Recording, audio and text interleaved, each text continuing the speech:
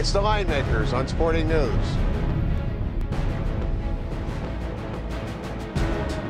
Big Monday in the Big 12. We got a nice matchup tonight with Kansas traveling to West Virginia.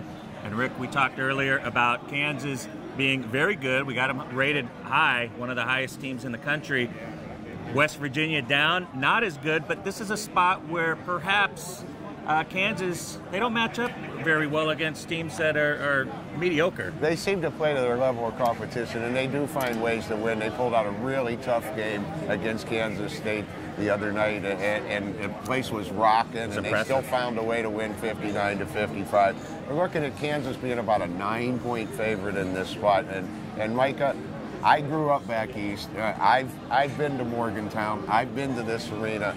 The Kansas kids aren't really familiar with it, with West Virginia just going into the Big 12. This is one of the toughest arenas in the country to play in. And you think about the travel, it is quite a distance from what they're used to. Usually the regionalized action, so we're not talking about the normal Big 12 schedule or the Big 8 or, you know, where they're fairly close. This is a pretty long trek for them to travel. Yeah, it really is. It's a West Virginia team that's really struggled, but it's Bob Huggins, and it's a huge matchup on TV on Monday night. West Virginia's coming off a 20-point win against TCU.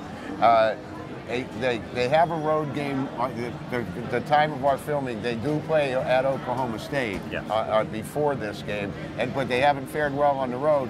But at home, West Virginia is a different animal. They really are. I think it's a good Kansas team. It's a solid Kansas team. It's not a great Kansas team. And the first time you play in this arena, you better be ready to play. And I know the West Virginia kids will be ready to play. I like the Mountaineers. The number's too high. Side with the home dog here. Looks about to be about +9.